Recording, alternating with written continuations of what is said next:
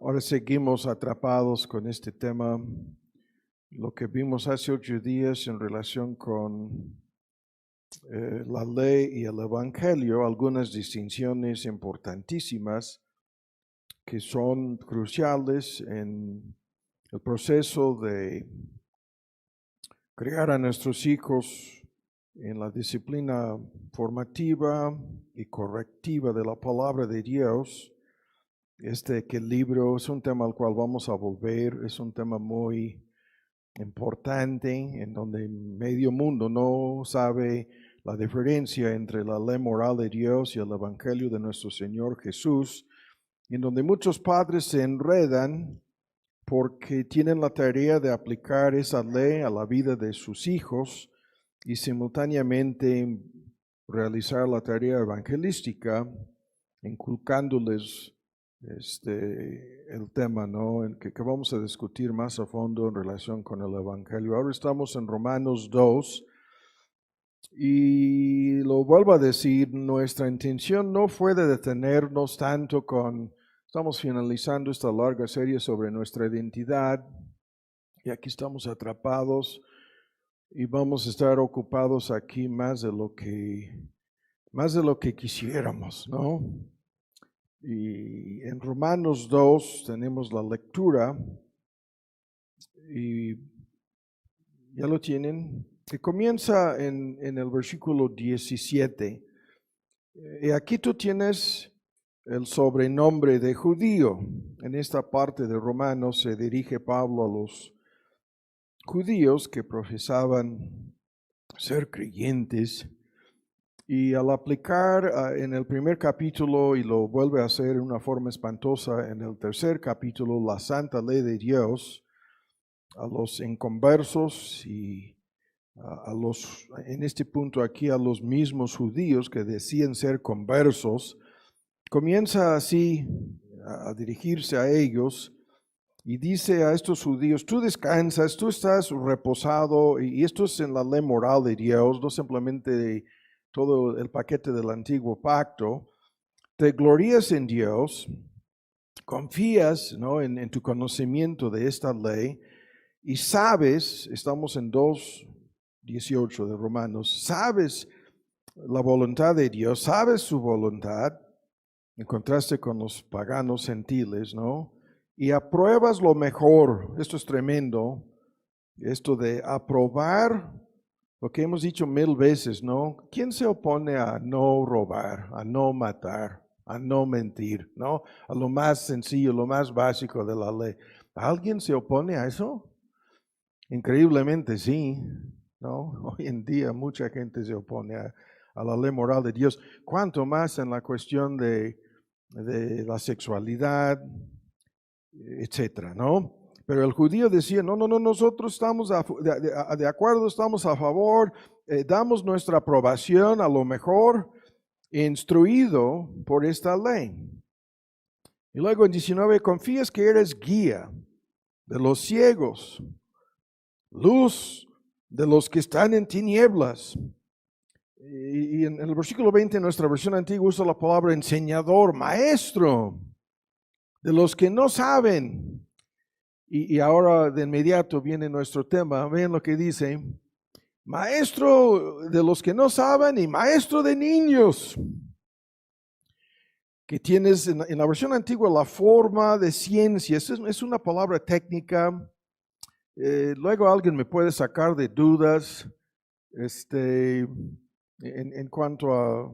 Luego, esa parte es un tema sobre la traducción de esta fórmula de ciencia, de la verdad en la ley.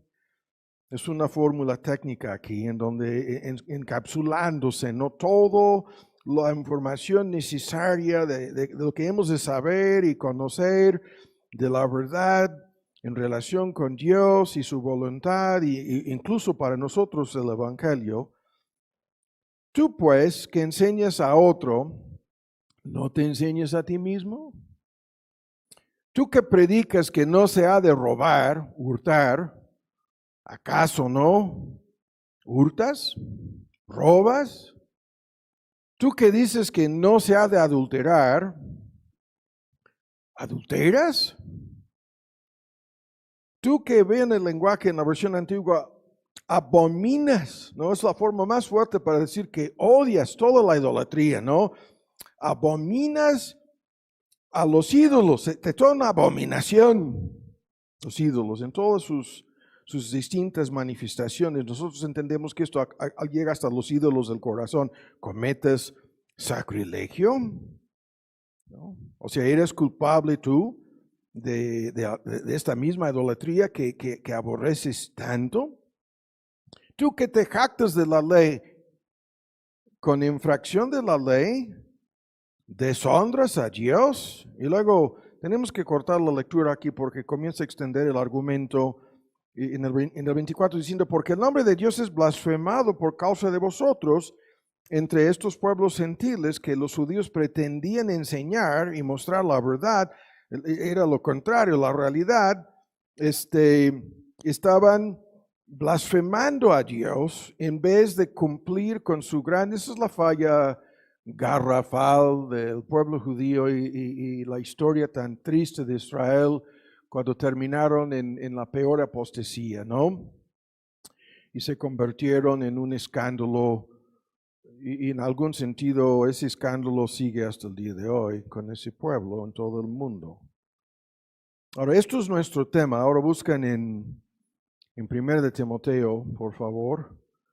Como vimos el domingo pasado, en este asunto de la disciplina formativa y correctiva de nuestros hijos, estamos detenidos.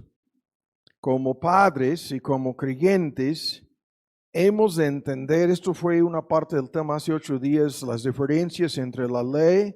Aquí no estamos hablando de la ley civil, de la ley ceremonial, menos de las leyes alimenticias bajo el antiguo pacto, sino estamos hablando de la ley moral, de los 10 mandamientos, y cómo hemos de entender las diferencias entre la ley y el evangelio, y cómo hemos de enseñar todo esto a nuestros hijos, pero comenzando con nosotros mismos, aplicando tanto la ley como el evangelio a nosotros mismos, empezamos, y luego a nuestros hijos. ¿Cómo hemos de hacer esto en forma continua? Esa es la tarea cotidiana de aplicar la palabra de Dios, la ley de Dios, el evangelio de Dios, tanto a nosotros mismos como en el contexto de la familia, padres e hijos, a nuestros hijos. Y nadie puede hacer esto correctamente sin la gracia de Dios, sin la ayuda del Espíritu de Dios. Nadie lo puede hacer a la perfección. Pero el punto que vimos hace 8 días, ¿no? La necesidad de empezar con nosotros mismos antes que con otros, específicamente con nuestros hijos. Ahora, este es el tema que nos va a ocupar el día de hoy y el próximo domingo lo vamos a discutir enfocándonos en la aplicación de la ley. Como vamos, lo vuelvo a decir, lo vamos a demostrar ahora en principio, primero a nosotros mismos. La aplicación de esta ley, lo que Pablo dice al judío, ¿no? Tú que enseñas a otros, ¿acaso no te das cuenta de que tienes que empezar contigo mismo, con uno mismo? Tienes que empezar todo esto. Y esto es la falla principal a grandes rasgos, ¿no? Es increíble este punto.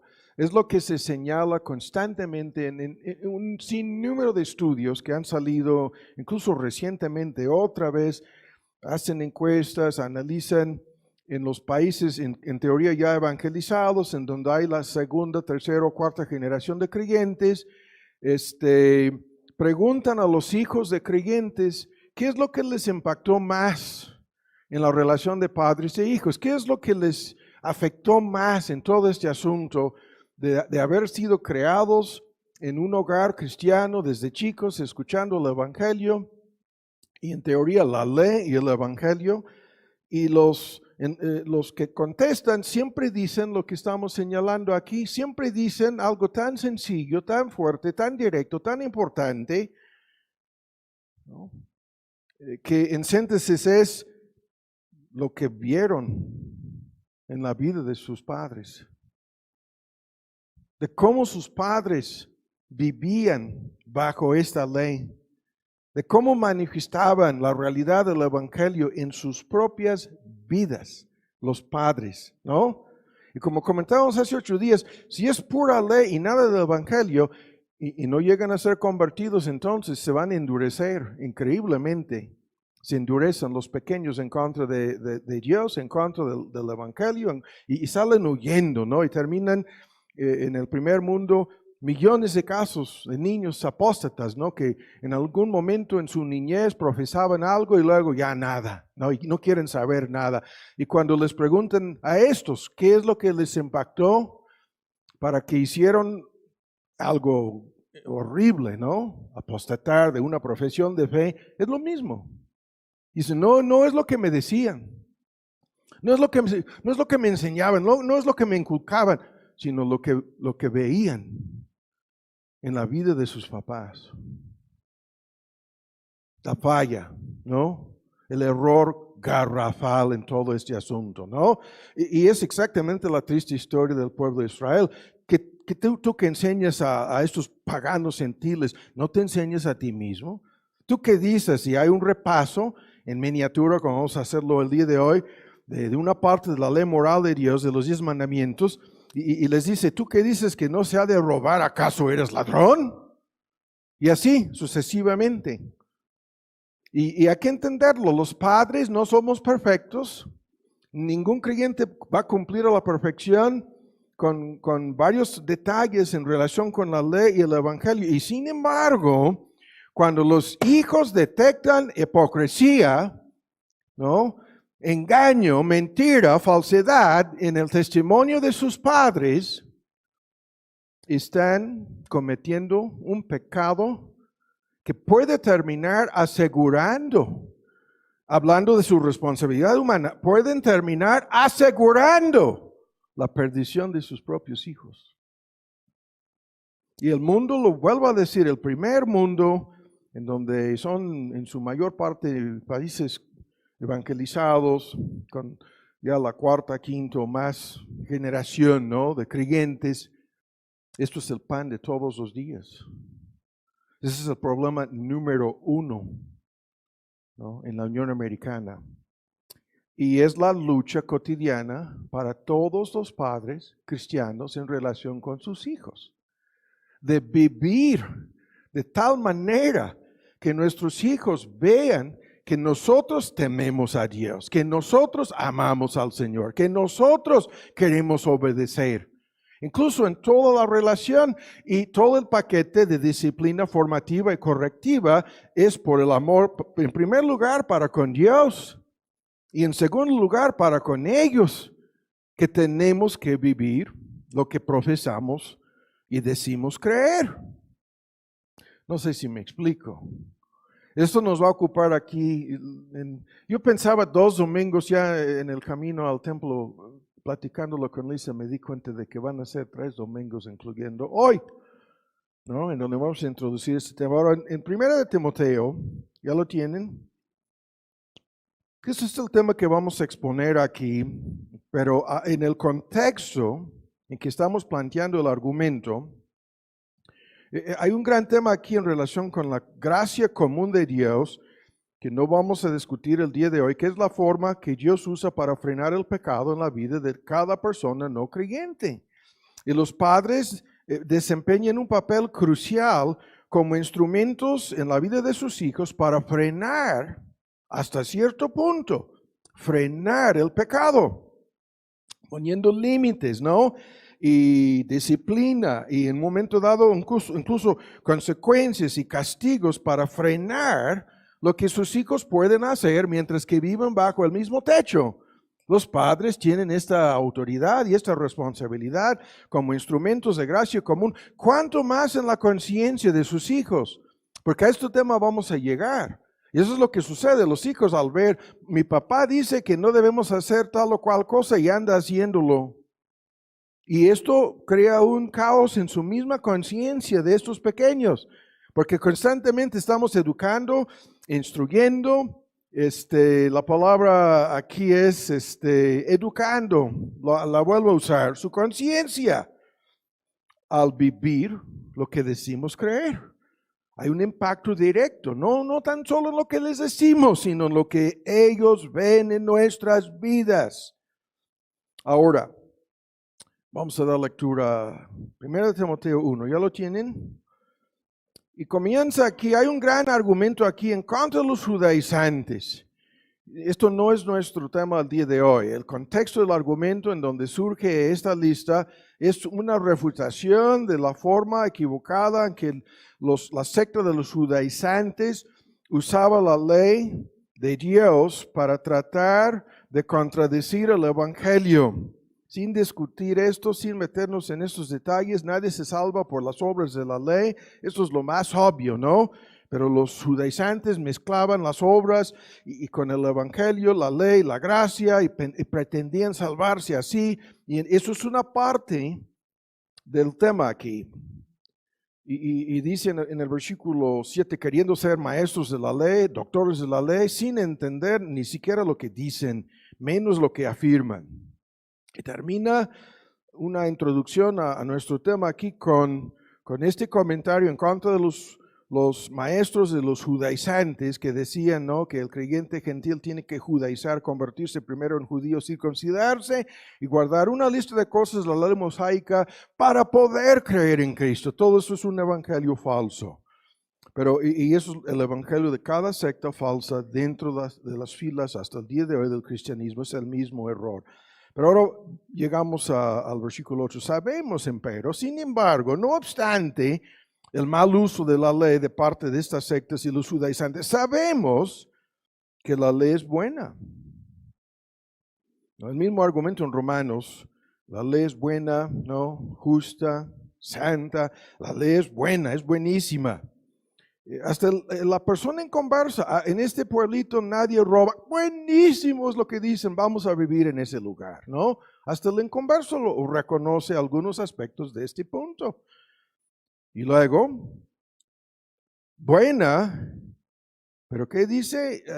Si alguno, a condición de que sea usada, aplicada, entendida correctamente, legítimamente. No como lo hacían las sectas, como un medio de salvación. No, es en síntesis Dios dándonos una definición técnica de lo que significa amar a nuestro Creador y a nuestro prójimo, pero no es un medio de salvación para nadie. Tendríamos que guardar a la perfección para salvarnos. Y esto, en vez de salvar a los que dependen de la ley, garantiza su perdición. Pero vean lo que dicen. Si la usamos legítimamente, ¿no?, la ley es buenísima. Es el tema al cual vamos a ir metiéndonos más y más próximamente. En el versículo 9, conociendo esto que la ley no, y la traducción del verbo aquí es pretérito pasado, no fue puesta bajo Moisés, ¿no?, entregada esta ley al pueblo de Israel, no fue dada, no fue entregada para el justo. El justo aquí es el creyente, sino para los injustos. Estos son los no creyentes. Y viene toda una tremenda lista de detalles aquí. Para los desobedientes fue dada la ley. Para los injustos fue dada la ley. Para los impíos y pecadores fue dada, se repite, yo la estoy repitiendo, la fórmula, fue dada la ley. Para los malos y los profanos. Y luego se enreda este asunto, se vuelve espantoso con el lenguaje y los ejemplos. Para los parricidas y para los matricidas y para los homicidas fue dada la ley. Y para los fornicarios y para los sodomitas, ¿no? Qué bueno nuestra versión antigua, con esto no nos pueden bajar de YouTube, ¿no? Sodomitas es la palabra de Dios, ¿no? Para los ladrones de hombres, se traduce obviamente secuestradores. Ven los ejemplos. Para los mentirosos y perjuros. Y termina, de inmediato lo corta y dice, ¿y si hay alguna otra cosa contraria? a la sana doctrina, según el Evangelio. Todo esto de la gloria del Dios bendito, el cual me ha sido encargada, ¿no? Encomendada como apóstol de Cristo. Ahora, ¿qué es esto? Ahora, antes de lanzarnos a discutir, a dar una mini exposición de lo que acabamos de leer, comencemos con, en una forma de síntesis, un concepto sencillo sobre la ley moral de Dios. Hay una lista de 5 mandamientos aquí. Vamos a verlo un momento. Son el 5º hasta el 9º, faltando el 10º, ¿no? En la ley moral de Dios. Cada argumento se basa en uno de estos mandamientos, como vamos a ver.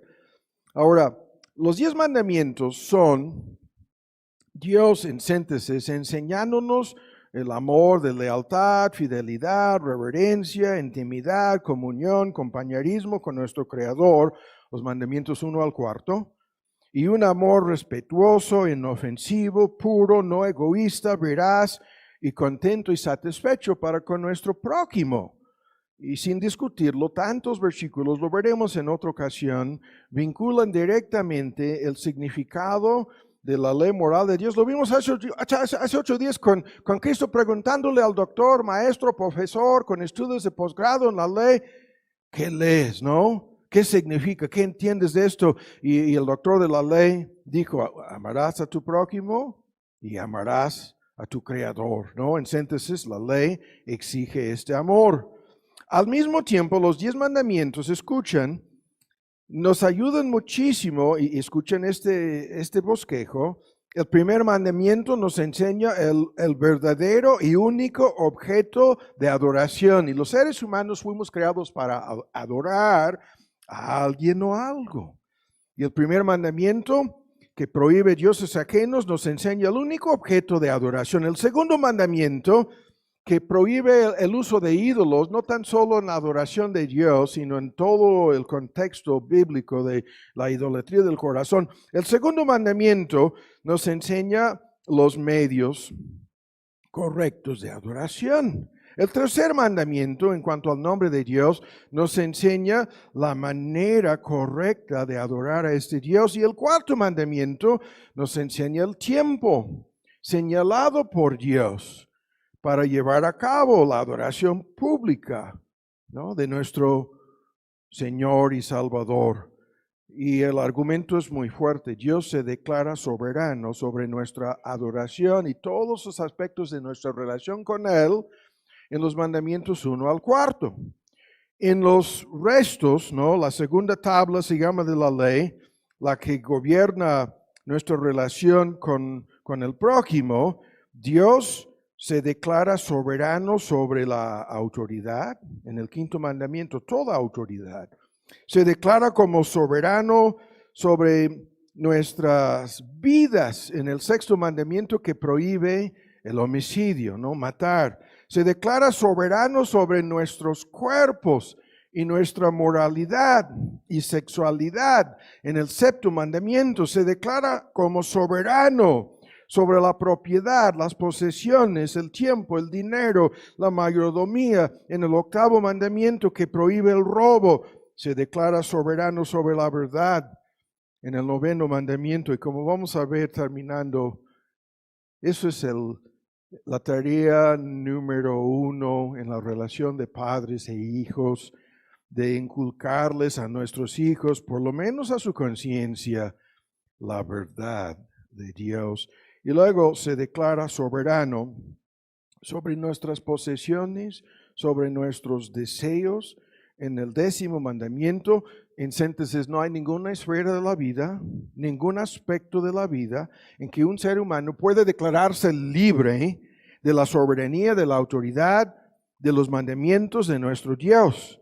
No existe la autonomía humana, no existe una supuesta libertad, autonomía, independencia para declararnos libres de esta ley de Dios, menos de este Dios, el que nos dio estas leyes.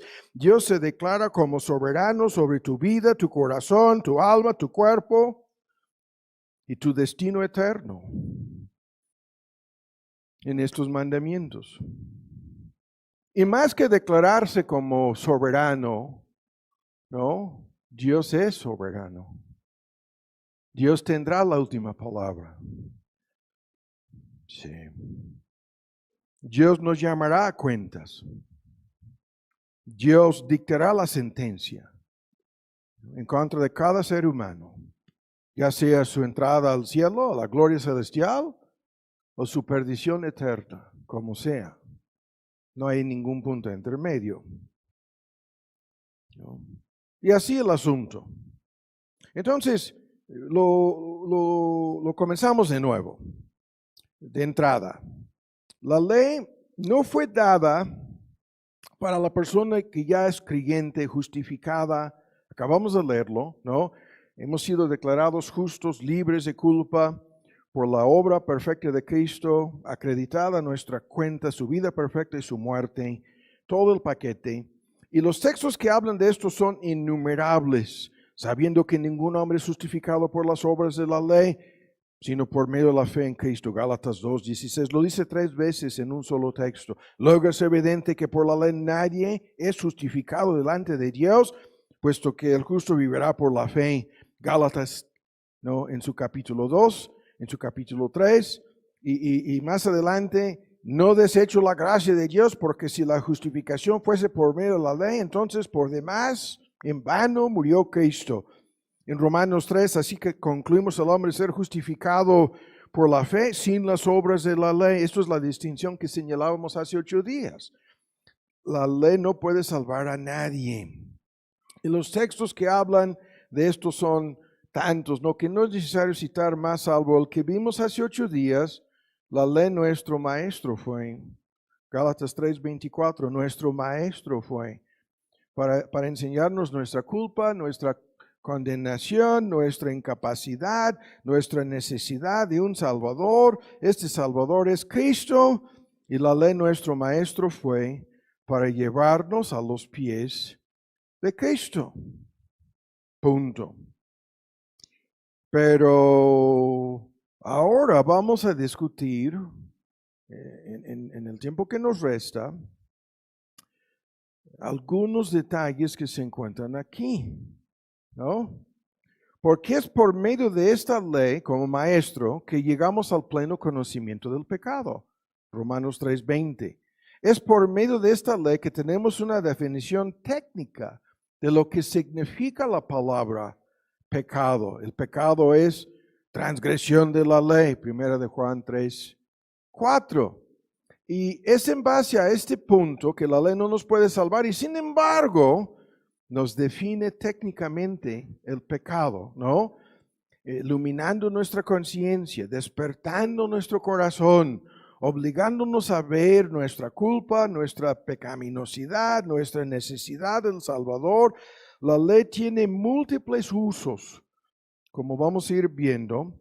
Y en el primer punto, ven con mucha atención, comienza nuestro argumento en el versículo 9, sabiendo que la ley no fue dada para el justo, esto es el creyente, sino para los injustos.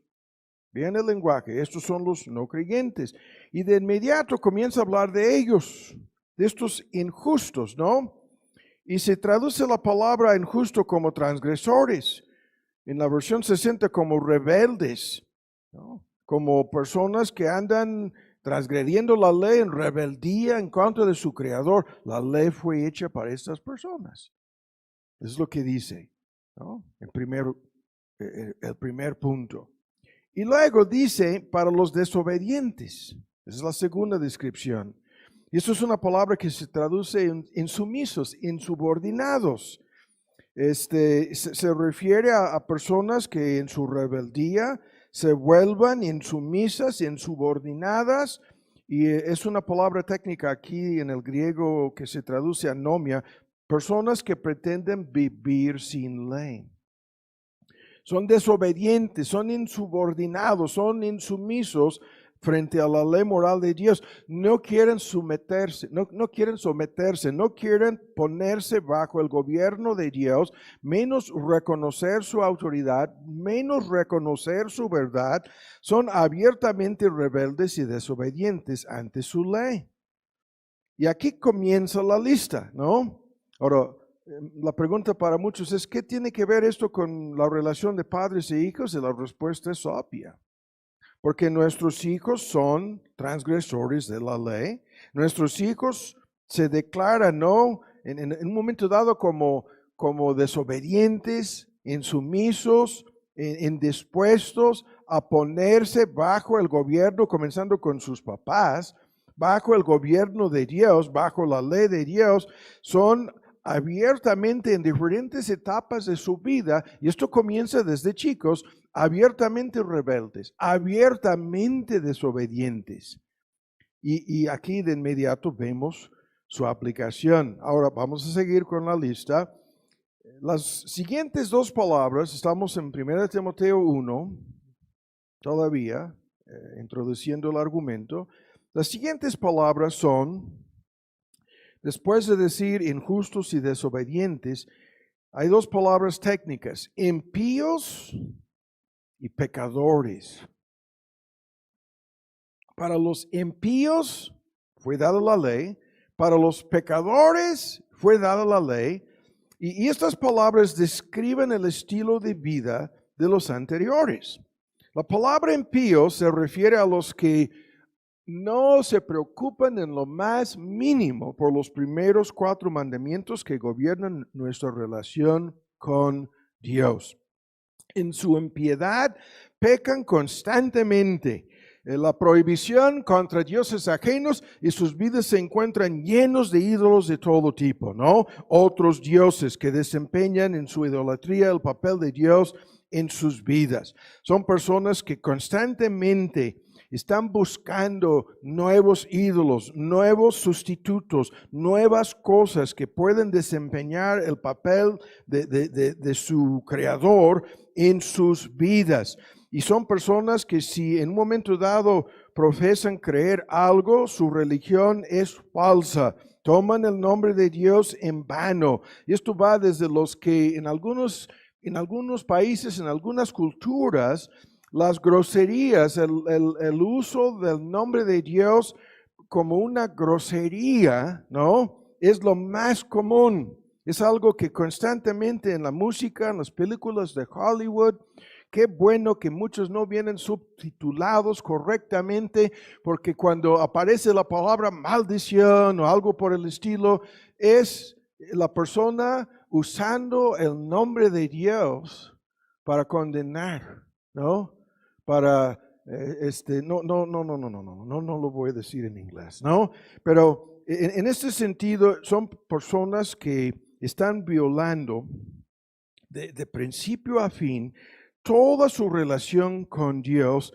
Y si hablamos del cuarto mandamiento que gobierna la adoración, sin discutir el cambio del sábado al domingo, que es un cambio claramente señalado en el Nuevo Testamento, son personas que hacen caso omiso de su necesidad de apartar el tiempo, por lo menos el día domingo, para adorar a Dios. Hacen caso omiso. El día domingo es el día en que se dedican a todo menos tomar en cuenta su necesidad, su obligación, su responsabilidad de adorar a Dios. Y estas personas han errado por completo en su propósito de ser y vivir en este mundo.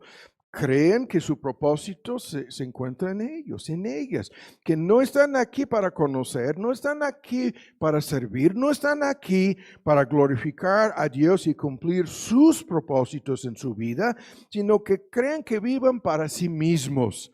Y viven como si Dios no existiera, desde comer como ateos, ¿no? Esto es de ni reconocer su obligación de darle al Creador las gracias por su alimento, por su comida, desde comer como ateos hasta todo lo demás.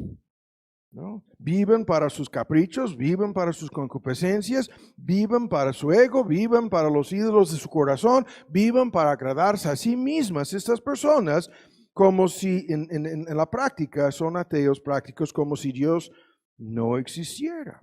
A esto volveremos, ¿no? A esta primera parte del argumento el próximo domingo. Y luego, las siguientes palabras, rápido, tenemos que apurarnos. Después de decir para impíos pecadores, luego vienen dos palabras, cada palabra aquí es técnica. Para los malos fue dada la ley. Y para los profanos, ¿no? Fue dada la ley, dice Pablo.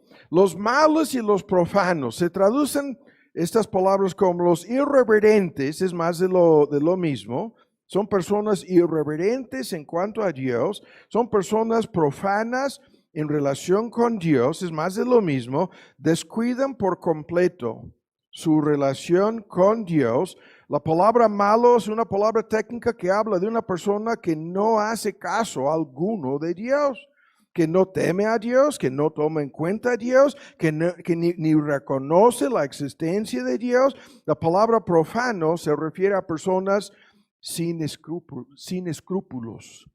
Son personas dispuestas a pisotear lo que es santo, lo que es justo, lo que es correcto. Se dedican a pisotear toda la ley de Dios, ¿no?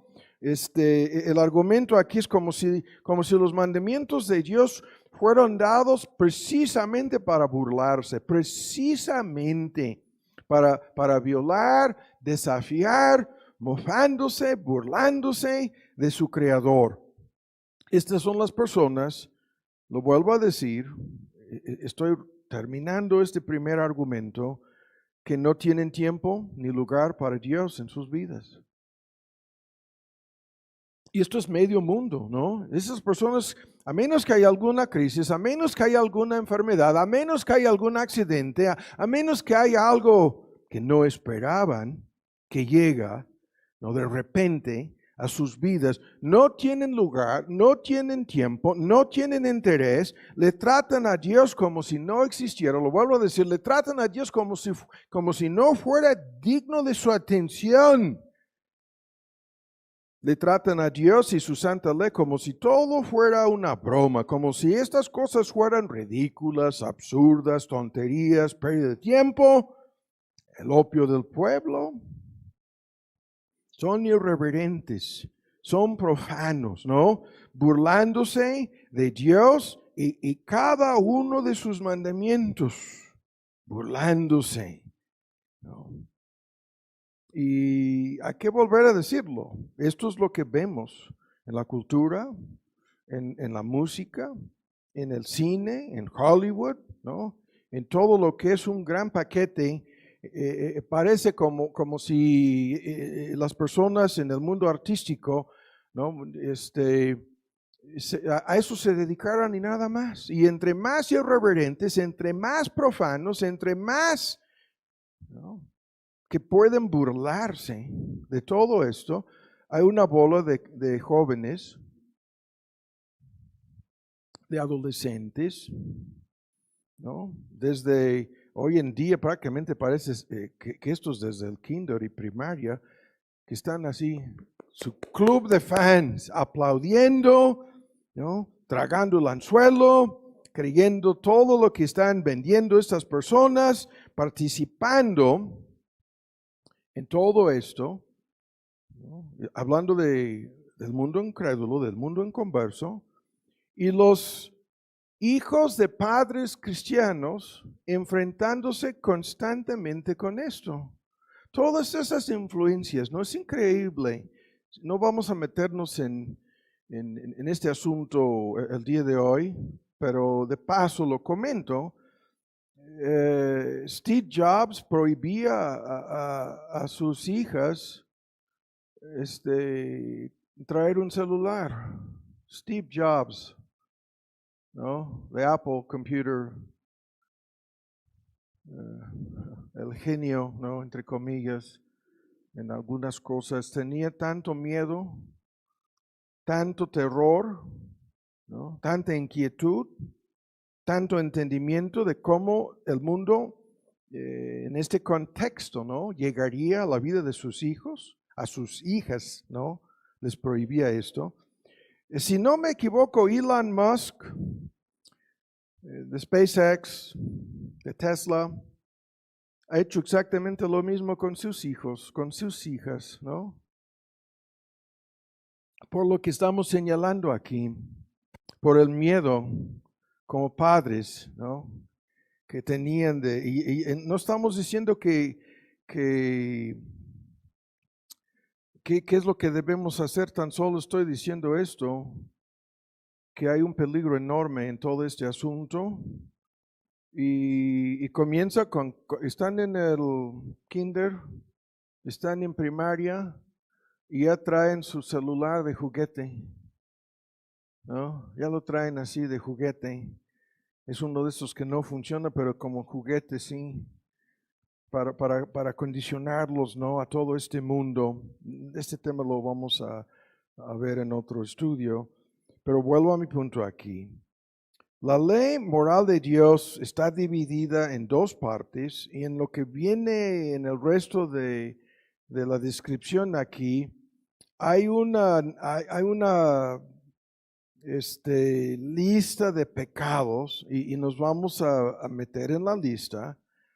La lista, después de terminar con malos y profanos, de inmediato brinca a lo que nosotros entendemos como el quinto mandamiento.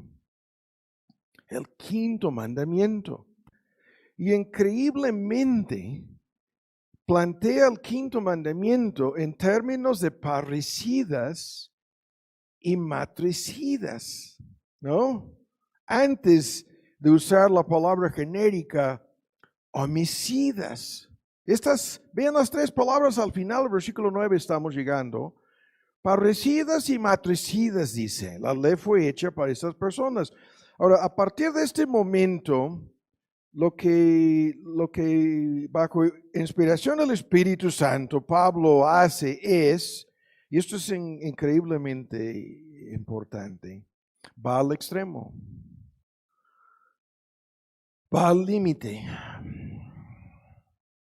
va hasta la forma más fea, ¿no? Más horrible de violar cada uno de los mandamientos que restan aquí. Cada punto va al extremo. Y eso es algo increíblemente instructivo. Hay una sabiduría tremenda en esto, ¿no? Y es tan fácil de entender, tú que te opones a la pena de muerte, tú que dices que no hemos de matar, ¿cómo es que apoyas el aborto? ¿Cómo? Es el mismo ejemplo, es la misma táctica, es la misma forma ilustrativa de obligar a las personas, tú que te opones a robar, ¿no? No tanto. Ah, pero al secuestrar. Creo que sí. Creo que sí. Y con cada punto lo vamos a ver aquí. Va al extremo y hay que entenderlo como padres, como madres, ¿no? Como parientes. Hay que entender algo aquí que es espantoso. Es algo que muchos no quieren escuchar, no quieren tomar en cuenta. Escuchen lo que voy a decir. Los papás de hijos que terminan siendo inconversos, que echan a perder sus vidas como esclavos del diablo y el pecado, nunca se imaginaban lo que iba a suceder con sus hijos. Nunca pasó ni una vez por sus mentes. Podríamos estar aquí media hora. La mamá del Chapo, si no han visto a esta señora, ¿no? Quebrantada en llanto, si no la han visto frente a micrófonos diciendo, pero mi hijo es bueno, no es ese malvado asesino, o sea, millones de muertos en teoría, en todo el mundo en relación con el narcotráfico. De tan solo ese hombre estoy hablando. Un asesino masivo. Y ahí está su mamá quebrantada en llanto. Es algún tipo de pentecostal o está metida en una iglesia carismática, esta mamá del Chapo, ¿no? Y ahí está con que no quiere creer ella el extremo al cual llegó hace muchos años su propio hijo. Está en lo que llamamos en inglés en un estado de negación, state of denial. No puede darse el lujo de pensar ni por un segundo. Y ahí está, la ilustración aquí es espantosa. El día llegará cuando tu hija en conversa llegará a las puertas de tu casa diciendo a su mamá y su papá, estoy embarazada. No. Y ellos de inmediato comienzan a echar la culpa al novio. O luego salen con que se han metido en alguna adicción. Desde el alcohol hasta, haz tu lista, ¿no? Ya no están jugando, no están experimentando, no están probando, ¿no? Ya son adictos. Y los papás que pensaban, jamás sucedería algo así con Juanito. ¿Qué es lo que estamos diciendo? Estamos ilustrando lo que Pablo está diciendo aquí. El pecado que no se ha frenado en la vida de cualquier persona es cuestión de tiempo, le llevará a los peores extremos posibles, como vamos a ver ahora, como el texto mismo lo indica, ¿no? Y ni hablar de su alma, ni hablar de su perdición eterna, de que van, no, de que si no son convertidos, les hubiera sido mejor no haber nacidos.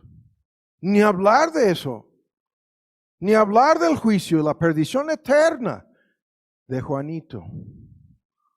No estamos hablando de eso. Estamos hablando de sembrar y cosechar, ¿no? Y el año pasado 100,000 jóvenes murieron en Gringolandia de fentanil. 100,000 es lo que dicen. Otros dicen, no, las cifras reales son superiores. Y en cada caso es increíble, es una tras otra narración y historia de los papás frente a las cámaras y enfurecidas. La mamá enfurecida, el papá haciendo, con violencia, buscando a los culpables porque estas sustancias hoy en día son peligrosísimas.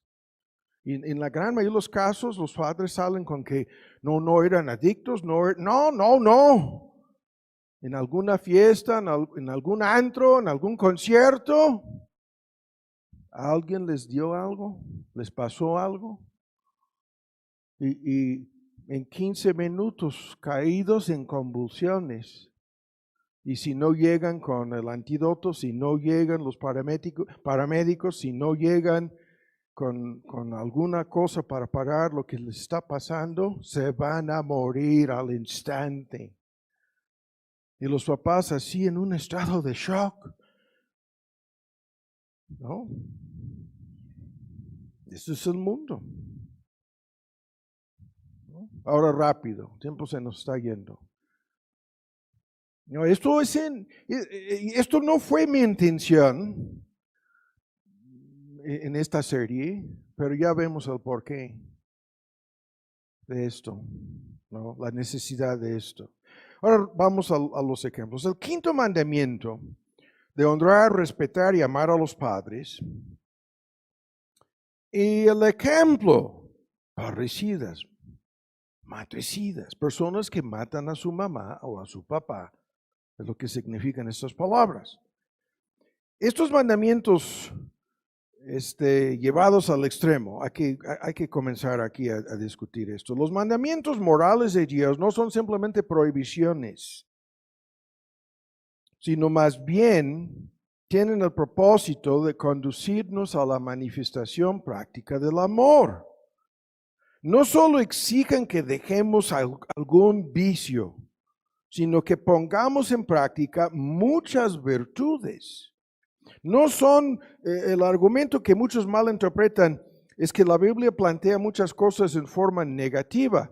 Yo traigo aquí, en algún futuro vamos a hacer un bosquejo, le vamos a poner en un librito, los 613 mandamientos de la ley mosaica por categorías en relación con la ley ceremonial, la ley civil, todo lo relacionado con el templo, las ofrendas, el sacerdocio, incluyendo las leyes alimenticias y otros detalles. 248 de estos mandamientos son aparentemente positivos. De estos 600, algunos dicen más de 13. Y 365, un mandamiento para cada día, son negativos. Negativos. ¿Qué es esto? Es lo que estamos viendo aquí. Esto es el fenómeno. La Biblia plantea el argumento en forma negativa, enfatizando nuestra pecaminosidad. No hacer tal o cual cosa. El énfasis va sobre este punto, ¿no?, de lo que vamos a hacer si no somos frenados, de lo que va a pasar si nada ni nadie nos detiene, ¿no? En este sentido, la ley en su papel como un aspecto de la gracia común de Dios para frenar, limitar y poner restricciones sobre el pecado, ¿no? Están en forma masiva legalizando las drogas en el primer mundo. Hay una catástrofe en cada estado en que lo han hecho, ¿no? Estados increíblemente bellos como California y Colorado. Hay un éxodo masivo, 1,000 personas dejan el estado de California cada día, más de 350,000 cada año huyen de California, ¿no? Muchos llegaban a Colorado, están huyendo ya. Hay un éxodo masivo de Colorado, donde tenemos familia, amigos y un conocimiento íntimo de muchas cosas, ¿no? Por la relación, la historia. Yo fui al seminario mis primeros 3 años y medio en el ministerio en Denver, en Colorado. Y lo que estoy diciendo aquí es que están legalizando todo tipo de cosas. No están frenando, no están impidiendo, no están obstaculizando, no están inculcando nada en contra de toda una lista de vicios en la nueva generación de jóvenes, absolutamente nada. Y la cosecha espantosa. Por eso el énfasis no, el aspecto negativo no. Y hay que entender esto, lo vamos a ver más a fondo, incluso ahora. Cada mandamiento trata con un grupo, familia de pecados que son relacionados o semejantes. Los teólogos usan la ilustración de una familia. Esto es el pecado principal y este es el tío y esta es la tía y estos son los primos y estos son los suegros y aquellos son los abuelos. Pecados relacionados con la prohibición. Sí, esto es así. Y cuando Pablo va al ejemplo más perverso, más abominable, nos está mostrando a dónde quiere llegar el pecado con cada persona. A dónde haya llegado con muchísimas personas. Ahora la gente se pregunta, ¿cómo puede uno matar a sus padres? ¿Quieren saber? ¿Qué significa matar a mi mamá? Y la gente, no, yo sería, algunos yo entiendo con su papá. Yo entiendo que algunos pudieran contemplarlo. No lo digo como broma. Algunos pudiera cruzar desde chicos. Voy a matar a mi papá. Desde chicos. A su mamá no. La respuesta de cómo matar a los papás, eso es otro tema que vamos a ver en todo este asunto de padres e hijos, no respetándolos, no amándolos y en síntesis, en lo más grave, no buscando, no procurando la salvación de ellos. ¿No?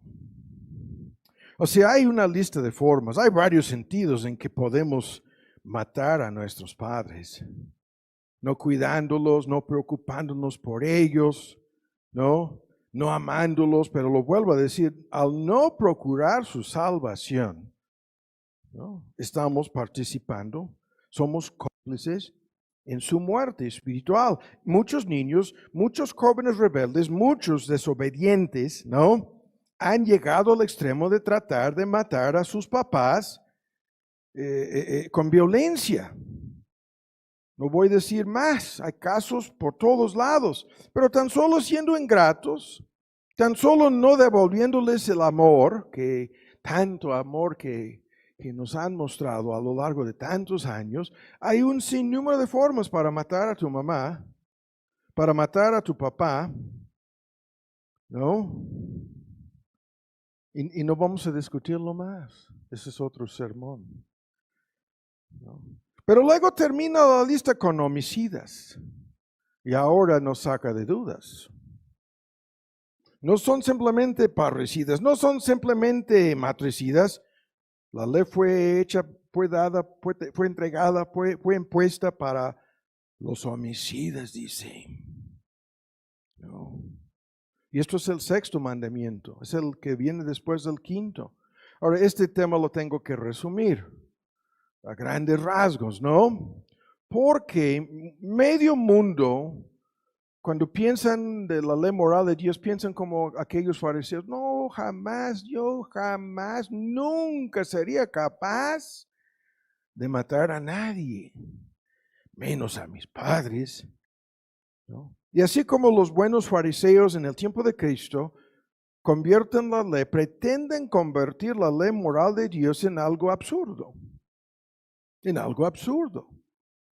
Primero de Juan 3:15 dice, todo aquel que aborrece es homicida. ¿Cómo? Todo aquel que aborrece a su hermano, dice Juan. Cristo no necesariamente pone la palabra hermano en su comentario sobre esto. Es homicida, ¿no? Es culpable de homicidio. Y en el Sermón del Monte eso es lo que Cristo enseña, aborreciendo, ¿no? Con un enojo, con palabras abusivas, con el deseo, con la inclinación de hacerle mal al prójimo, ¿no? Estamos matando. Según Cristo en Mateo 5, no vamos a discutir ni ver el texto. Y luego Pablo en Efesios, toda amargura, todo enojo, toda ira, todas las voces, ¿no? Gritos, maledicencia, quitada de vosotros con toda malicia, porque así se manifiesta el odio. Así se manifiesta el aborrecimiento. ¿No? Con estas emociones explosivas, palabras abusivas, emociones pecaminosas que se expresan como lo que llamamos violencia verbal, con la lengua usada como una arma para matar al prójimo. Homicidio. No es simplemente el hecho de sacar la pistola. No, todo esto comienza en el corazón. Y Dios toma el deseo como si fuera el hecho.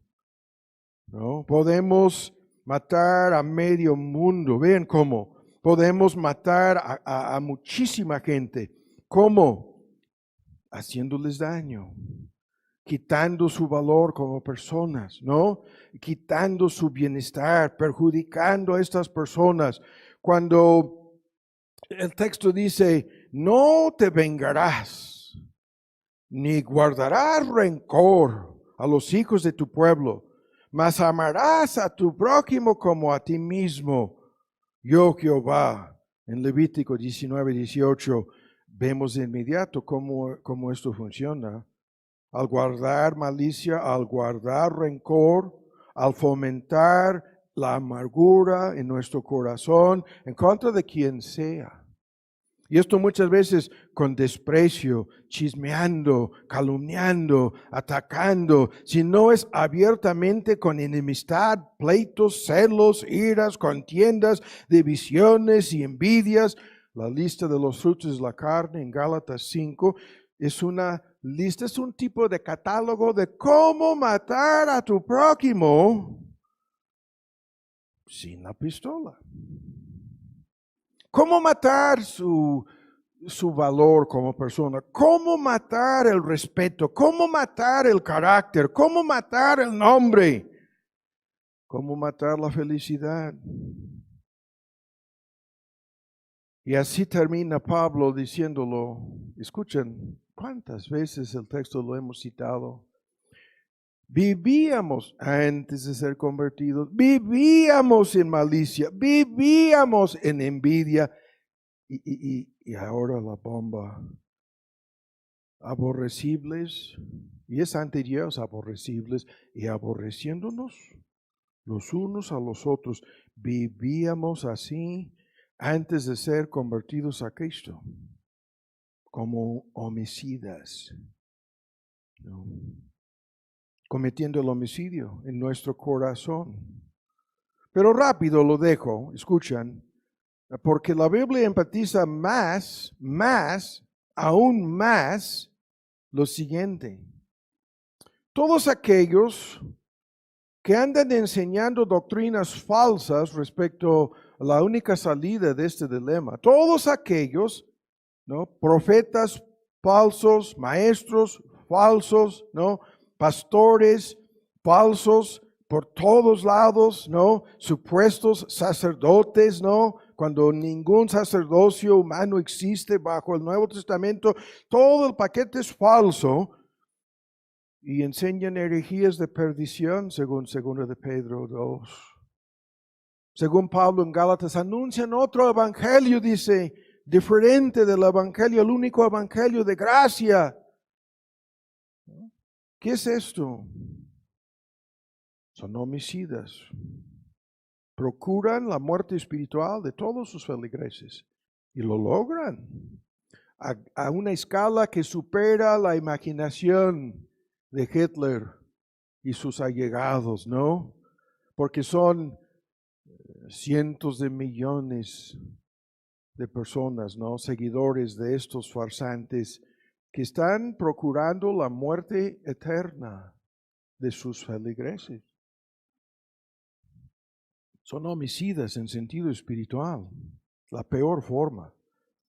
Y peor aún, escuchan, hay muchos creyentes que en alguna medida, al no compartir el conocimiento que tienen del verdadero evangelio de Dios, comenzando con sus hijos, como lo hemos estado ilustrando aquí, al no comunicar el mensaje, la única salida de este dilema de nuestro pecado, al no compartir el evangelio, al no preocuparse por los demás, se vuelven cómplices con ellos en lo que resulta ser el suicidio espiritual masivo. El suicidio espiritual es cometido por cada persona que parte de este mundo sin Cristo. Entonces, de inmediato vemos, no es simplemente lo que decía el fariseo, la letra de la ley. No, hay un paquete con cada uno de estos mandamientos. Ahora, en forma resumida, porque esto lo veremos de hoy en 8 en una forma amplia, llegamos a lo que viene después. Después de homicidas, en el versículo 10, fornicarios y sodomitas. Ahora, la palabra traducida fornicarios es la palabra griega pornos, ¿no? De ahí viene la pornía o pornografía. Y se refiere a la inmoralidad sexual en cualquier forma en que se manifieste esta inmoralidad, incluyendo personas casadas y solteras, incluyendo adulterio, pero lo vuelvo a decir, hombres y mujeres aquí. Y Pablo va al extremo para sacarnos de dudas cuando usa la palabra sodomitas. En Romanos 1, la palabra es homosexual y la palabra, su contraparte, lesbianas, ¿no? Y hay un gran, voy a decir advertencia, la más fuerte posible advertencia respecto a las consecuencias de pervertir la sexualidad humana, ¿no? Pero estos pecados eran el pan de todos los días en el mundo greco-romano. Eran no tan solo pecados que se practicaban abiertamente, sino eran un asunto de orgullo y soberbia. Hacían desfiles, incluso el emperador Nerón se casó 2 veces, ¿no? Con un muchacho que identificaba a este muchacho como su mujer, y luego él se vistió de mujer y se casó con otro muchacho y lo identificaba como su marido, y hacían los aplausos y la fiesta y el desfile por la ciudad de Roma, y tan solo los cristianos diciendo algo en contra de todo esto. Tan solo los cristianos, ¿no? En aquel entonces, nadie más. Ahora, en forma de síntesis, como esto lo vamos a abarcar en otro estudio, hay que ir al grano de este tema por la prisa, ¿no?, que tenemos. Y el grano de este asunto es lo siguiente. Oíste que fue dicho de la boca de nuestro Señor Jesús: no adulterarás. Mas yo os digo que cualquiera que mira a una mujer, y yo incluyo aquí a hombre, para codiciarla, para codiciarlo, ya adulteró con ella, ya adulteró con él en su corazón. Mateo 5, 27 a 28, el mismo sermón del monte. Estos políticos en todo el mundo, el primero, alabando, creo en el Cristo del sermón del monte, dicen, pero misteriosamente en su versión del sermón del monte no está esto, lo que acabamos de citar del sermón del monte. Y el punto es tan directo, no es simplemente la relación sexual física lo que se condena en el 7º mandamiento, sino el deseo, los pensamientos, la codicia misma, la mirada misma, ¿no? El punto es una bomba para todos los que piensan que esto se puede reducir a algo simplemente externo.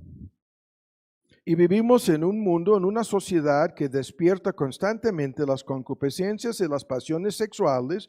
Increíblemente, tristemente, está metido ya, les recomiendo, si van a ver el Supertazón, como no están equipos realmente buenos, puede ser una pérdida de tiempo, pero les recomiendo a todos que no vean the halftime.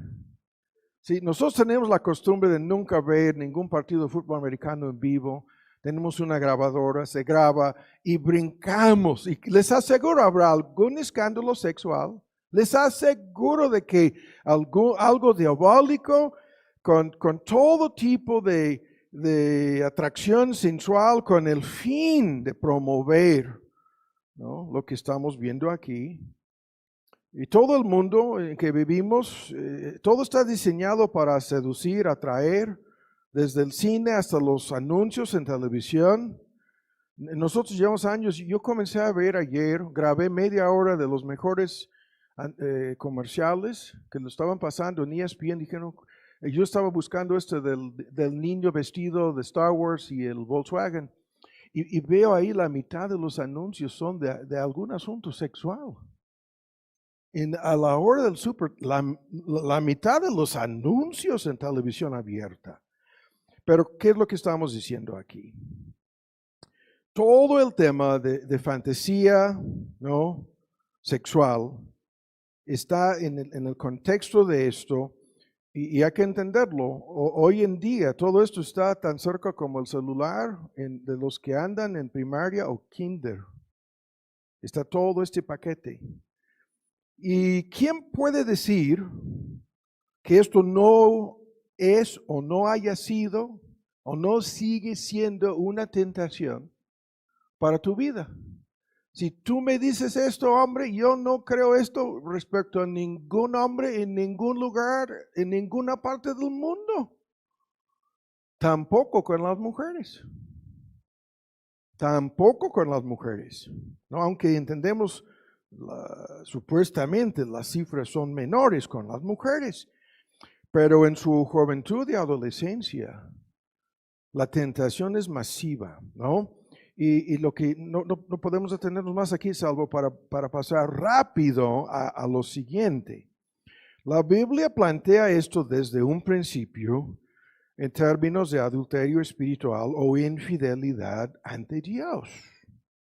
El tema es amplio porque es la infidelidad en cualquier relación fundamental en tu vida, comenzando con el matrimonio, pasando a las amistades, incluyendo el contexto de la iglesia, ¿no? Incluyendo lo más importante, tu relación con el Señor.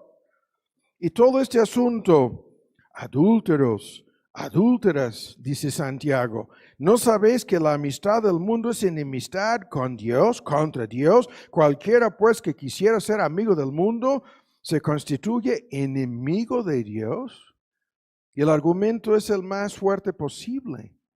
Cuando alguien haya sido infiel en cualquier sentido en la relación de padres e hijos, cuanto más en el matrimonio, escuchan, cuanto más con amigos, nos sentimos como violados, nos sentimos como ultrados, nos sentimos como víctimas y luego nos surge la duda de ¿por qué mi mejor amigo ahora se convirtió en mi enemigo? ¿No será porque me aborrece? ¿No? Y Dios dice, la amistad del mundo es enemistad contra Dios, nos constituye enemigos de nuestro Creador. Y no vamos a discutirlo más, salvo para ver que esto es mucho más de lo que parece ser, como con cada ejemplo. Ahora rápido, sigo diciendo rápido, tratando de apurarme, ¿no? ¿Qué es lo que estamos haciendo aquí? Estamos viendo una parte de este tema que veremos a fondo en la serie sobre oidores expositivos, al cual vamos a volver, si Dios lo permite. Estamos viendo cómo predicarnos a nosotros mismos, cómo enseñarnos a nosotros mismos, como lo dice Pablo en Romanos 2 a los judíos. Y ahora llegamos antes de inculcar todo esto con nuestros hijos, tenemos que vivirlo en nuestra propia vida, en alguna medida, ¿no? En principio. Ahora ven rápido lo que sucede. Pasa de todo un paquete de pecados en relación con la sexualidad, directamente pasa al octavo mandamiento que prohíbe el robo. Y dice, la versión antigua es buenísima porque usa la palabra ladrón y dice ladrones de hombres, secuestradores, lo que en las versiones modernas, pero dando a entender que se trata del octavo mandamiento de no robar, aplicándolo a todas las formas posibles de infringir los derechos, las libertades. En este caso, al secuestrar a una persona, va a un extremo. ¿Quién no se opone a eso? ¿No? Vivimos, si no han visto las cifras, por más que queremos a México, si quieres ver los videos, esto fue hace que un mes, en un programa noticiero en Gringolandia, sacaron las cifras. México es el país más violento en el mundo. Si no lo crees, más violento que Afganistán, más violento. La única excepción aquí sería Ucrania por lo de la guerra. Pero son cifras desde hace 20 años. Este es el país más violento en el mundo. No hay duda alguna con las cifras. Son contundentes. Y es el país número 1 en el mundo con este fenómeno de, si no quieres decir secuestrados, ok, desaparecidos. Los secuestraron y los desaparecieron. Vivimos en medio de esto todos los días, el peligro. El Departamento de Estado es una burla. Acaban de publicar 6 estados en la República prohibiendo a los gringos a viajar a estos 6 estados en Semana Santa. En lo que ustedes entienden con la frase Spring Break. Prohibiendo a los gringos, el Departamento de Estado, diciendo, si van a comprar boletos y no voy a dar la lista de estados. Ellos es una prohibición y obviamente si lo hacen es bajo su propia responsabilidad. Y luego dieron la lista de personas recientemente secuestradas en este país que venían tan solo de vacaciones y desaparecidas o muertas. Una lista espantosa de gente. Pero esto es más de lo que parece ser. Escuchen ahora. La mayoría de las formas de robar no van a ese extremo, es lo que decimos, ¿no? Porque robar simplemente significa recibir algo, tomar algo de balde o gratis, sin trabajar, sin pagar, ¿no? Sin ganar en forma honesta ese algo. Y la lista de formas en que esto sucede es increíble. Hay una enciclopedia sobre esto, ¿no? Y de la enciclopedia sobre las formas de robar viene una lista parcial. Hay empleados, ¿no? En alguna empresa o alguna dependencia del gobierno, dicen que son empleados, son ladrones.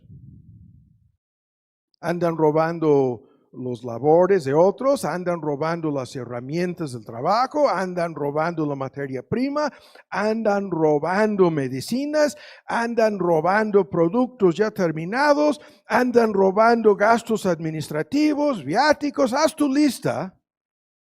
A eso se dedican, al trabajar en el gobierno o la empresa. Hay ladrones en los gobiernos a los distintos niveles que cometen fraudes desviando fondos con mala administración del presupuesto, robando el dinero que pertenece en teoría a la nación. Ladrones, ¿no? En todas las dependencias de gobierno, en cada municipio, es increíble los escándalos. Y nosotros vivimos en Naucalpan, ya cometí otro error aquí, por eso nos van a borrar del mapa, ¿no? Y es un escándalo tras otro escándalo y tras otro escándalo. La nueva administración entra y encuentran que no hay ni un quinto, ¿no? Hay ladrones en las empresas privadas que reciben un sueldo a cambio de nada. No trabajan, ¿no? Y otros en algún puesto, otra vez de algún nivel de autoridad gubernamental, que usan el puesto que ocupan tan solo para beneficiarse a sí mismos, tan solo para robar, tan solo para extorsionar, tan solo para la mordida, etcétera, etcétera, etcétera, ¿no? Y hay muchas de estas supuestas autoridades que manipulan las leyes y su conocimiento de las leyes para engañar y robar. A eso se dedican. Es por eso que son los puestos más buscados, ¿no? Y créanme, esa es la tragedia, es una vergüenza total. Se está colapsando la Unión Americana, créanme.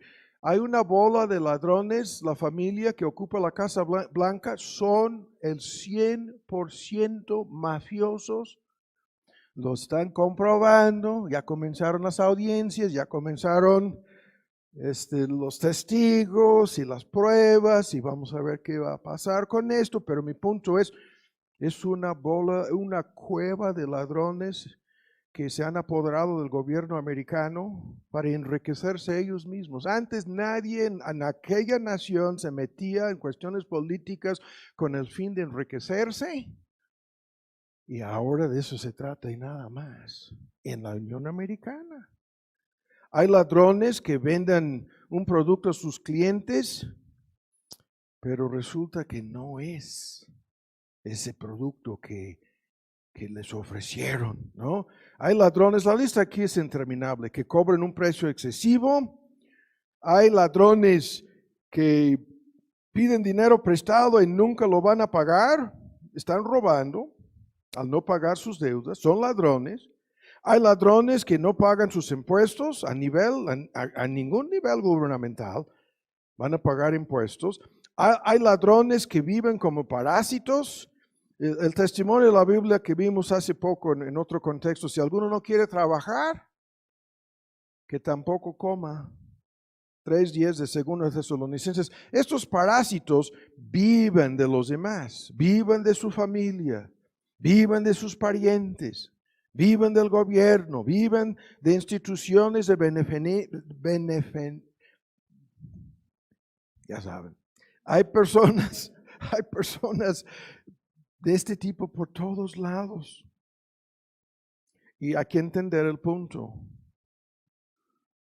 El mandamiento exige, en vez de robar, hay que dar. El que robaba, que se ponga a trabajar en Efesios 4. Y no es suficiente que se ponga a trabajar honestamente, que comience a dar, ¿no? Y al no dar lo que por amor hemos de dar a los demás, somos ladrones. Ese es el lado positivo. Muchos dicen, no, yo no soy ladrón. Cuidado. Otros, yo no soy, yo no soy uno de estos que se dedica a secuestrar. No, yo no, jamás lo haría. Pero están robando recursos, están robando el tiempo, están robando el trabajo, están tomando lo que no les corresponde, lo que no es suyo, lo que pertenece a otros, y lo están haciendo, ¿no?, como lo acabo de ilustrar, disfrazándolo todo como si fueran otras cosas, ¿no? Como si no fueran ladrones. Están siempre así, ¿no? Hay muchísimos que vienen a iglesias cristianas y su propósito es de recibir, pero no van a dar, no van a cooperar, no van a apoyar, ni siquiera van a orar. No, lo que quieren es, a eso van, ¿no? A recibir. Y todas estas fórmulas de la cultura y del idioma en México que me dan tanta risa. No, estoy a tu servicio para lo que se te ofrezca. Yo estoy aquí para servir. Y luego, tu servidor, yo soy tu servidor. Y estamos buscando constantemente que cumplan con eso. ¿No? Que cumplan con lo que estas palabras son palabras y nada más. Están dispuestos a recibir simpatía, recursos, ayuda, apoyo, tiempo, oraciones, a recibir, a recibir, a recibir. Son ladrones espirituales. Robando, aprovechándose de la iglesia de Dios, de otros creyentes. Peor, cada persona en conversa es una persona que se ha dedicado a lo largo de su vida a robar su vida, a aprovecharse de sus dones, ¿no? A usar sus capacidades, a dedicar su tiempo, su salud, sus energías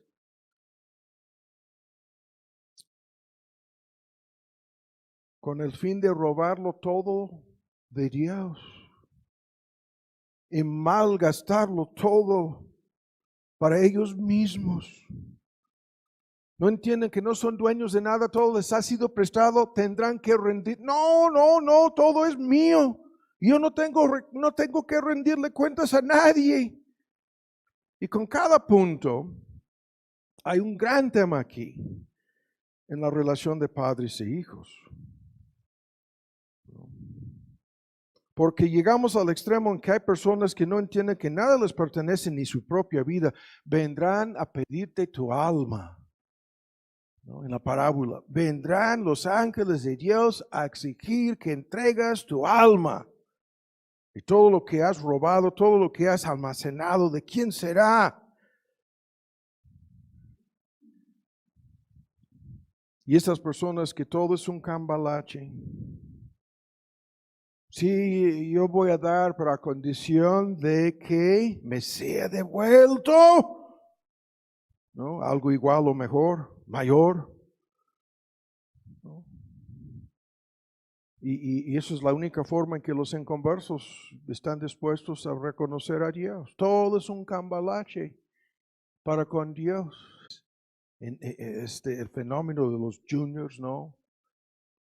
Y hay juniors por todos lados, no tan solo en las familias ricas, ¿no? En donde todo lo han recibido, ni siquiera como un cambalache, no es recibir, y nunca van a dar a sus padres.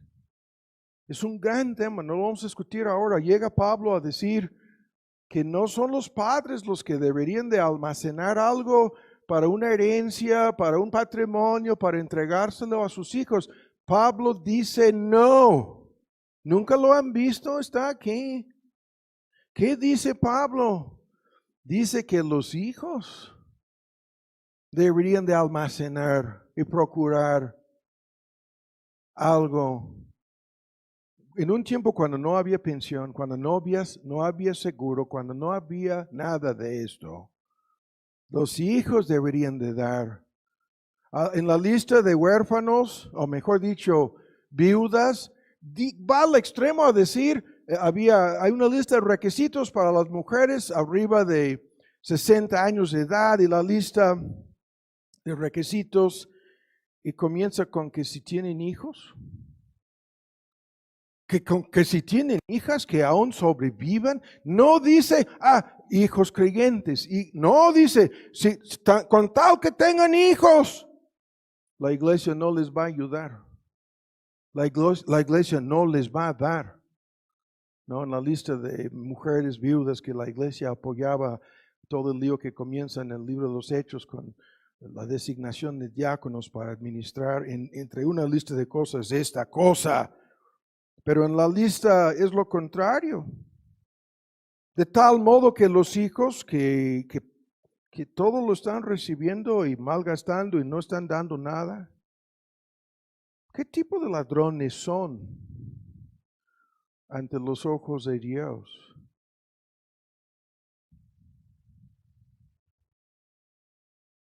Ya estamos terminando, ¿no? Aunque ustedes no lo crean.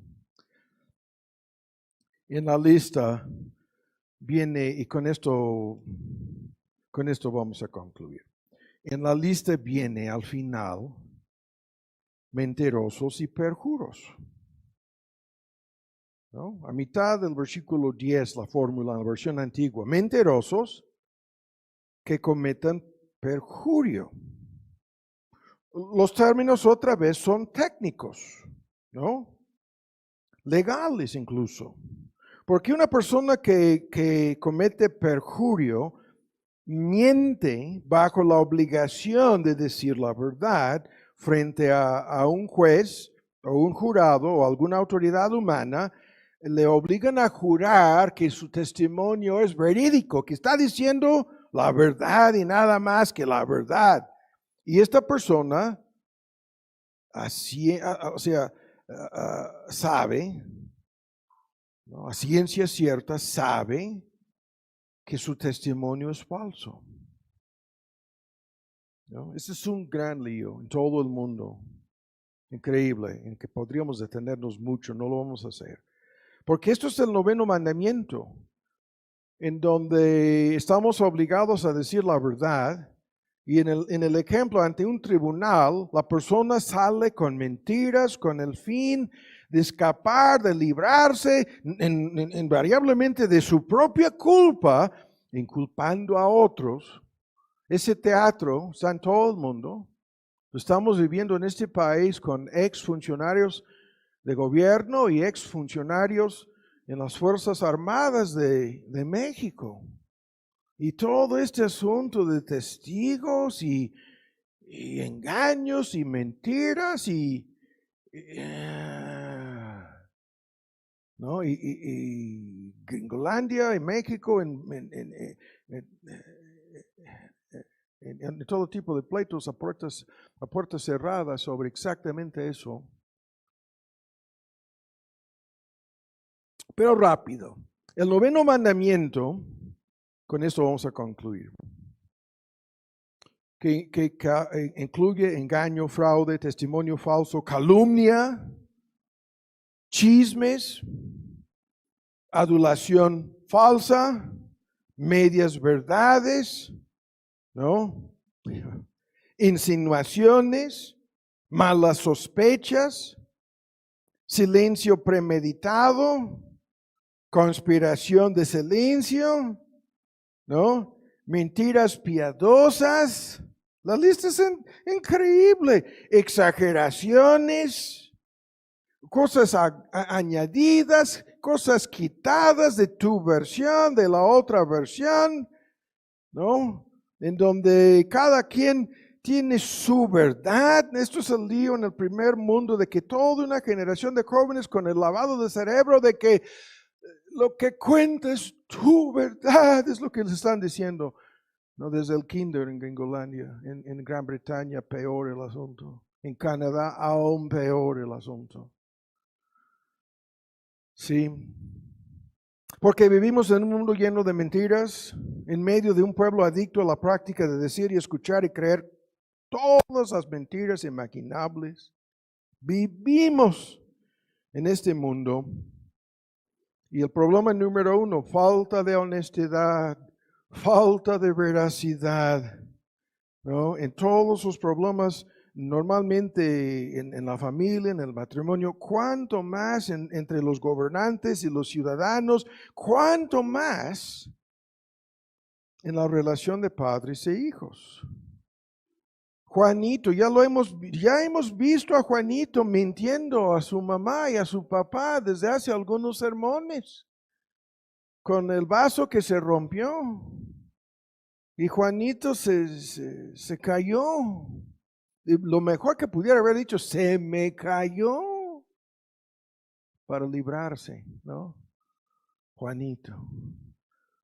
¿Cuántos hijos desarrollan este hábito de mentir y engañar a sus padres desde chicos? Todos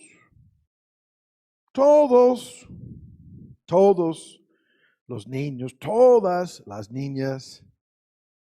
Y el problema desde un principio es que son de su padre el mentiroso, el mero, el padre de mentiras, son, según Cristo. Esto es su descendencia espiritual, esto es su genealogía espiritual. Y el diablo, no hay verdad en él. Cuando habla mentira, de lo suyo habla, ¿no? Es el mentiroso padre de mentiras. Y porque yo os digo la verdad, por eso no me creen. Y eso es lo que todos sus padres van descubriendo esto. Juanito es un mentiroso, ¿qué vamos a hacer con Juanito? Y la caída debido a la mentira del diablo, Eva creyendo su mentira, no morirán. Hasta el día de hoy la raza humana dispuesta a creer cualquier mentira.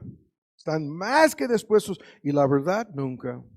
Porque les digo la verdad, por eso no me creen. ¿No? Y toda una bola de mentiras acerca de Dios. ¿No? Y el diablo diciendo, tienen libertad para pecar. Y cada quien creyendo, tengo la libertad. No habrá consecuencia alguna, no, de estos pecados. Qué bueno, no habrá consecuencias. Y el infierno y el juicio, No, nada de son fábulas y cuentos de hadas, son cuentos para los ingenuos, para los tontos, para los necios. Y ese libro, no, ¿cómo puede ser este libro la palabra de Dios? No, está lleno de errores y contradicciones. Y esto, lo más grande, ese evangelio es una mentira. Y los padres hablando a sus hijos con este libro en sus manos y sus hijos escuchando a alguien hablándoles al oído, diciéndoles todo lo que acabo de resumir. Y llegan a pensar, ¿quién lavó el cerebro de mis papás? Llegan a cierto nivel educativo en el extranjero y eso ahí, la clase sobre las matemáticas, pero el profesor de matemáticas tiene que meter de por medio su agenda, tiene que meter de por medio su ideología, tiene que aprovecharse de su puesto como profesor de matemáticas para decirles a todos sus alumnos, la Biblia está lleno de mentiras.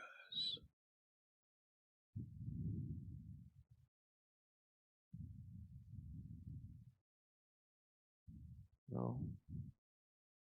Y la Biblia contesta, manifiesta es la ira de Dios desde el cielo contra toda impiedad y injusticia de los hombres que detienen la verdad, que suprimen la verdad, que se dedican a negar y a contradecir la verdad con injusticia. Manifiesta es la ira de Dios, dice el libro.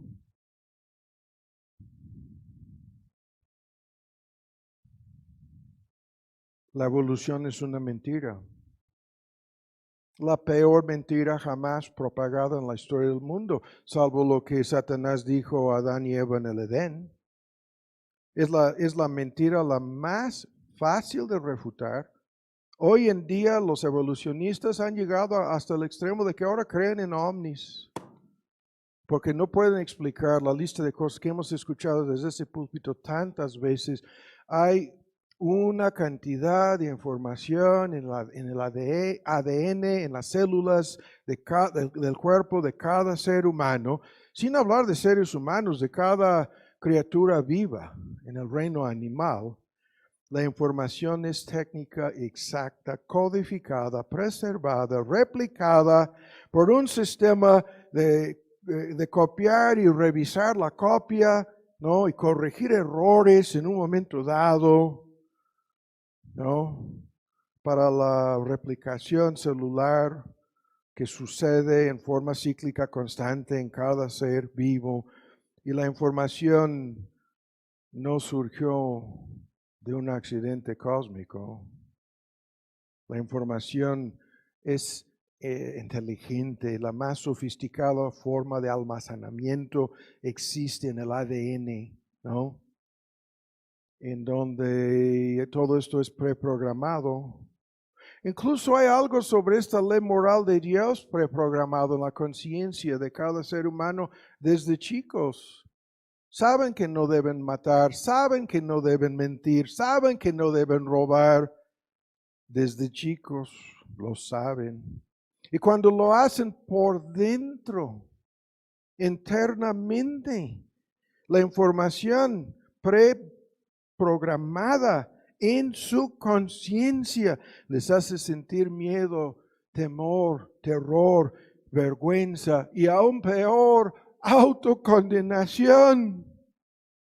Sea Dios veraz y todo hombre mentiroso. Romanos 3:4.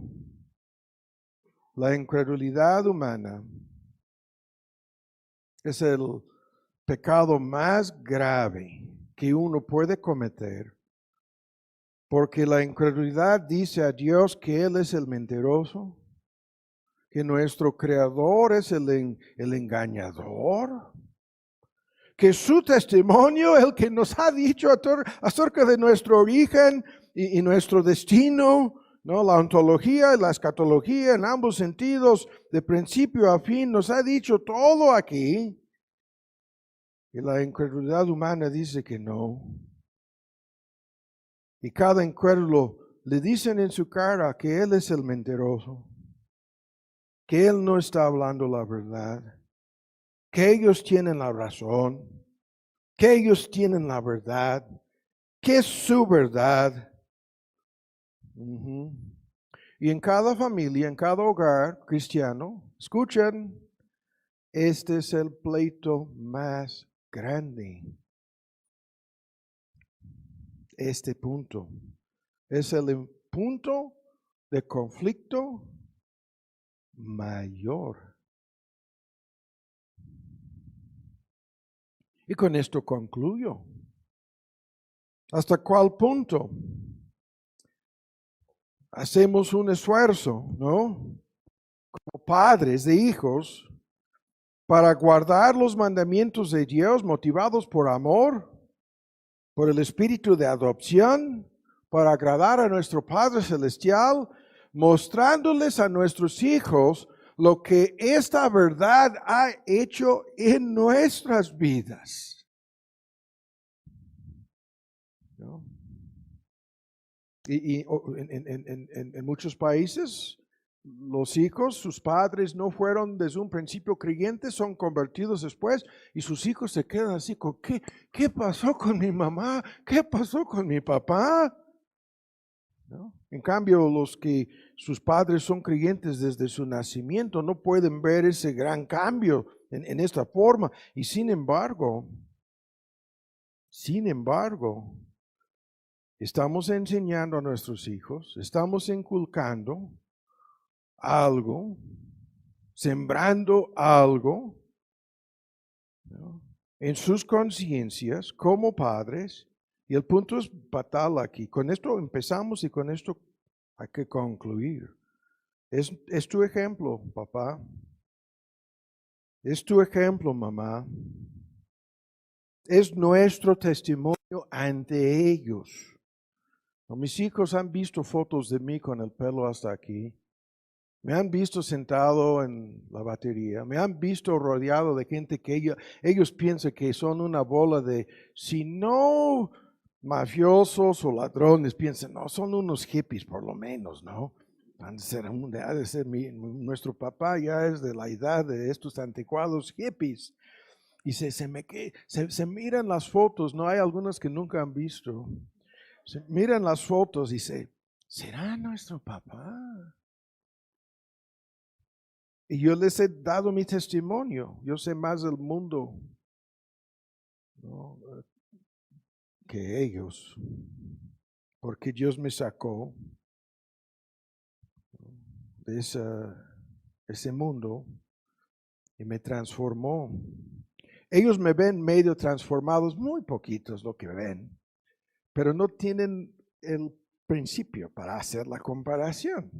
Los otros miembros de mi familia, un muy querido hermano mío en Denver, ¿no?, y la última vez que lo vi le dije, Robert, ya no me conoces. Y me dijo, sí, te conozco, somos hermanos, ¿no?, de sangre. Pero me dijo, pero lo único que veo aquí es que estás muy cambiado. Y estaba hablando de mi pelo nada más. No era otra cosa, no estaba hablando de algo externo. Entonces, termino con la pregunta, ¿no? En la disciplina formativa y correctiva de nuestros hijos, ¿hasta cuál punto ven ellos que nosotros queremos obedecer a este Dios? ¿No? Y en la medida en que vean algo real en nosotros, escuchen lo que voy a decir, habrá un nivel de credibilidad en nuestro testimonio. En la medida en que no ven eso en nosotros, nos van a tachar de los peores hipócritas. Nada más. ¿Cuán grande es esta responsabilidad? ¿Cuán enorme, no? A mí me daba tanto miedo. Yo entendía esto desde un principio, ¿no? Que yo estaba dispuesto pensando, no, ¿qué es lo que sucede si tengo hijos y luego resultan ser inconversos por mí? Prefiero no tener hijos. Y Dios cambió mi opinión. Obviamente. Creo que sí. Y así funciona la ley. Para llevar a los padres a Cristo. Así funciona la ley. Y en las manos de los padres con hijos, padres cristianos, así funciona la ley. Para llevar nuestros hijos a Cristo. Y cada pareja, ¿no? Presente, que se identifica como creyente, tiene que volver a grabar, aprender, recitar de memoria. Tú que enseñes a otro, a tus propios hijos, no te enseñes a ti mismo. Y la lista, tú que predicas que no se ha de robar, tú que dices que no se ha de adulterar, tú que dices nada de ídolos, ¿no? Tú que te jactas de saber de la ley, la palabra de Dios y del evangelio de Dios. ¿Estás deshonrando a este Dios frente a tus propios hijos? Si esto no te pone a temblar,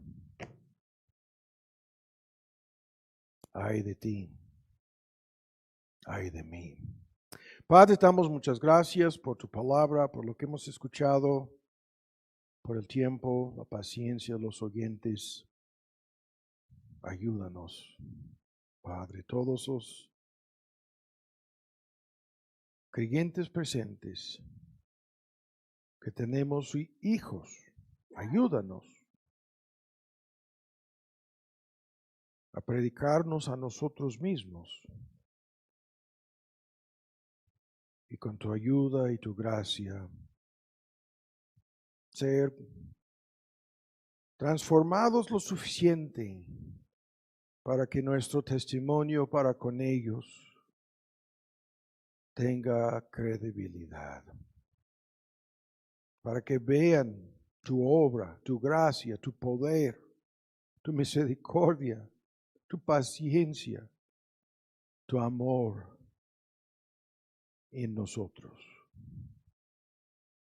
sus padres. Y por los que no te conocen, te pedimos que la ley que hemos repasado el día de hoy sea en tus manos el maestro para llevar a cualquier inconverso a encontrar la salvación y el perdón y el cambio que tan solo Cristo puede obrar y dar. Por eso te pedimos en su nombre. Amén.